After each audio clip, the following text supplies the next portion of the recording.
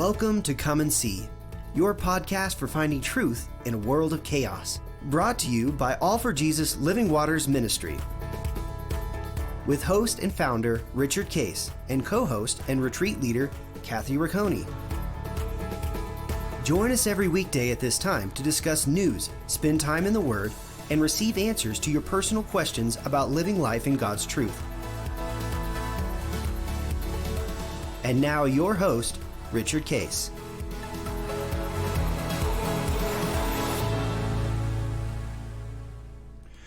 Well, good morning, Kathy. Happy 4th of July, everybody. Good morning. Happy 4th of July. Great day of celebration, and usually, picnics and great food and celebrating as a family, and then fireworks somewhere, to get to see it. And one of the most traveled holidays there is, actually, right? Yeah. Yeah. You do anything special on July 4th? We are. We will be. We're taping this early, as you guys can see. But we'll be down in the Virginia, D.C. area getting together with Dan's family. So neat. It'll be lots of fun. We have a tradition, 25 years running of spending 4th of July with them. Oh, cool. So I think there's been one that we have missed in that many years. Yeah. COVID. Yes. Linda and I are going to go up to Vail, Colorado, in the mountains and celebrate birthdays, anniversaries, and then 4th of July. Yeah. And then they have spectacular, particularly this year, I think will be really something because it's been raining a lot. Mm-hmm. So there's no issue with fear of fires. Right. So we'll have a great, big, amazing fireworks display over the mountains, and it'll be beautiful. But we wanted to just have a brief kind of a celebration of America. One of the things that I've really been thinking about is this issue of division and unity, and really how are we to approach this, given that that's the way the nation is going, of Right. very, very strong divide and opposition. Which is no mystery because that is the enemy's MO. Right? Yeah, that's his MO, and it's getting worse and worse and worse. And a cute little story about the origination of the country. We had got our independence in 1776. They started to gather over the next numerous years to define, well, what kind of government are we going to have? Right. And George Washington was kind of functioning as, the president and leader of the country. But it's kind of funny, they were all doing it part-time. Mm-hmm. They really just went back to say, okay, we're a nation, but they were already kind of organized into states. So it was just like, well, go back to your state and function there, and then we'll figure this out, And so they met for what's called the Constitutional Convention, and the purpose was to draft a constitution, and they had being from England, they had a precedent for this called the Magna Carta. Right. They defined how England functioned, and so let's have a document like that, and we all agree how it's going to function, and we'll set that as our fundamental law of what they call constitutional law. Will operate this way. So they called it the Constitutional Convention. They had 13 colonies, and they all came together, representatives from the 13 colonies in Philadelphia. Mm-hmm. To define what the way the government was. And they already had, and Jefferson, by the way, and he was a big student of the French and Voltaire was a big proponent of democracy. Mm-hmm. He had already written a lot about democracy. So he was a student of Voltaire, and so he was tasked, go do a draft of the Constitution, and he did, and he came up with this draft. So they're starting to process it, and the states the states had big states and small states, and the big states would be like New York and Pennsylvania and a few of those. We want representative by the number of people in our state. So if we have more people, we want more say-so. Right. So that's what they were pushing.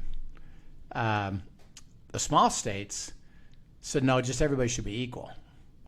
Everybody gets the same number of votes. Doesn't matter how many people are in your thing. And they said, well, that's not really right either. So they're back and forth. They can't figure it out. What do we do? How do we do this? Because we're not willing to give in to population, and the population people aren't willing to give in to equal vote. What do we do? So Ben Franklin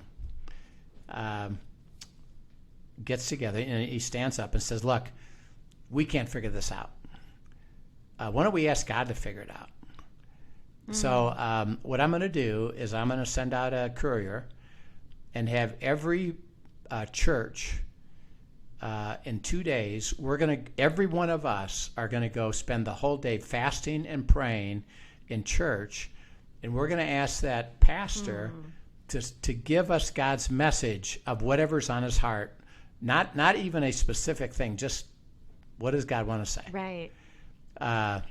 Everybody with that? Yep, we're good. Okay, so 2 days later, fast and pray, and they go to these churches and listen to these pastors. And the pastors talk about equity and fairness and justice and all kinds of cool stuff. And they spend the day listening to God, and they're praying, okay, what do we do? The next day, they re-meet. And somebody stands up and says, what about this? We got to have justice. We got to have equity. And neither one of these by itself is really equitable and justice. Right. So why don't we have both? What do you mean both? Let's have two. We'll have one Congress, because they had already looked at judiciary, presidency, executive, and Congress. They called it Congress. Right. And we're gonna make sure that we're in balance. So, by the way, none of those branches can ever get control. Now, by the way, in our lifetime, that's not true anymore. The executive branch does orders without even going through Congress. Right. And the judiciary was supposed to interpret law, actually now makes law. And now is making it. Right. So we've kind of lost the essence of that, what they originally had. But he said, tell you what, we'll take Congress and break it into two pieces. One, by population. That's called the House of Representatives. Two, by the Senate, everybody gets equal vote. And by the way, they set it as two, and it's still two. Every state gets 2 votes, 2 senators. And so in the Congress, to pass law, have to have both houses agree. And you can initiate it, process it, go to the other house, go to the other, Senate, go to the House, go to the Senate, and you process it, negotiate it until you guys agree on what it should be, and then we'll present that to the executive branch and to the judiciary. And that's what was our tremendous answer of America. It's such a beautiful story, right? Yeah, and I love the element of him calling people to fast and pray. Yeah. And seek God. Let's go find out. It's a beautiful, beautiful example. Yeah. And so today what we'd like to share is in our hearts is to go to the essence of desire for unity. And desire of unity is about honor and respect. So if you first of all read Psalm 133, sure. It's just a statement that God makes about unity, and this is true as a couple, true as a church, true as a group, true as a country. It's a true statement. Great. It says, "Behold how good and pleasant it is for brethren to dwell together in unity. It is like the precious oil upon the head, running down on the beard of Aaron, running down on the edge of his garments. It is like the dew of Hermon, descending upon the mountains of Zion. For there the Lord commanded the blessing, life forevermore." Yeah. So he says, when you dwell in unity, live in unity, with a desire to go to agreement, there, God says, I'll command the blessing. So I believe unity, and that was the whole structure of America, was that all the branches would ultimately work in unity, and particularly the Congress would develop a approach toward unity of let's seek answers together, because and they believe this because there was a strong, I wouldn't say we're a Christian nation. I would just say that the people who formed it had strong Christian beliefs. And were driven by the truths that they understood was if we live in unity, we're going to be blessed. Right. By the way, we have been. Okay, on the other side of that is division. So go to Luke 11 and read 14 through 23. Sure. And he was casting out a demon, and it was mute. So it was, when the demons had gone out, that the mute spoke, that the multitudes marveled. But some of them said, he cast out demons by Beelzebub, the ruler of the demons. Others, testing him, sought from him a sign from heaven. But he, knowing their thoughts, said to them, every kingdom divided against itself is brought to desolation, and a house divided against itself falls. If Satan also is divided against himself, how will his kingdom stand? Because you say, I cast out demons by Beelzebub. And if I cast out demons by Beelzebub, by whom do your sons cast them out? Therefore they will be your judges. But if I cast out demons with the finger of God, surely the kingdom of God has come upon you. When a strong man fully armed guards his own palace, his goods are in peace. But when a stronger than he comes upon him and overcomes him, he takes from him all his armor in which he trusted and divides his spoils. He who is not with me is against me, and he who does not gather with me scatters. Yeah. So it makes a really clear statement that a house divided is going to fall. A house divided can't stand. Division is, remember, it's not about disagreement. Division is I'm not willing to process anything toward agreement. Right. And I believe that kind of characterizes a little bit of the status of our nation right now, is that everything is so polarized with position that there's not even a fundamental honor and respect to listen, process. Right. Let's see where it goes.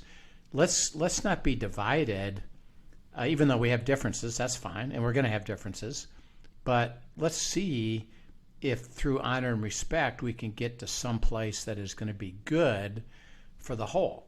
And I think that's where the founding fathers, even when they were going through that experience of, yeah, we have a position. I don't want to not be representative if I don't have population, and yet I also don't want to miss out on equal representation if I'm small. But you know what? Let's keep working at this. And there was this honor and respect that if we keep processing it, we'll get there. That something will be good that we can do for the whole. And I think that honor and respect is the key to the whole thing. And I think in our lifetime right now, it starts with you and me. And that is that, absolutely. Well, let's look at it first for our own family. How do we develop honor and respect in our marriage, in our family, in our small group, in our inner circle, in our church, and then to the broader world of people that are naturally in disagreement politically, philosophically, particularly those that are trying to get culture completely opposite of Christian culture and make Christian culture look like it's evil or wicked. And change good to evil, evil to good. Well, that's problematic and it's not pleasant. But even with that, God says, is your heart, as you think of celebrating America, particularly today, are you willing to have honor and respect and maybe develop a new approach to those differences around you? And so that would be the message of celebrating America today. Would be, I pray that, Father, give me the heart of honor and respect, no matter who I'm talking to, and no matter how much I oppose them or how much they oppose me, that I just learned that if I can facilitate any kind of open discussion, may I be willing to do that, and certainly not reject those that don't, even though I may disagree, and I have to have discernment, because I may not want to spend time with them and or promote anything they're doing. But is my heart basically filled with honor and respect, which I believe was the essence of why America was so great. Oh, that's so good. What a great word for today. Yeah. And I think just also a reminder of, as we celebrate this, a reminder of a call to prayer for our families, for our churches, for our country, and unity and honor and respect. I think it's beautiful. Thank you. Yep. So happy birthday, America, and happy 4th of July. And we're hoping you have a great day, and that it would just consider, how we can learn even more so honor and respect, and not get caught up in the division, because a house divided is going to fall, which we could say, probably America, the way it's headed, is going to fall, but we ourselves can be a part of a group that doesn't have to fall. So we pray that we will. Well, thank you so much. Thanks for joining us, everyone. Happy 4th of July. We'll see you next time. See you then. Thank you for joining us for today's episode of Come and See, your podcast for truth in a world of chaos. Brought to you by All for Jesus Living Waters Ministry. Send us your questions and comments, and tune in tomorrow for more answers to your personal questions about living life in God's truth. Remember, God's will is best and none better. His truth brings peace in this world of chaos.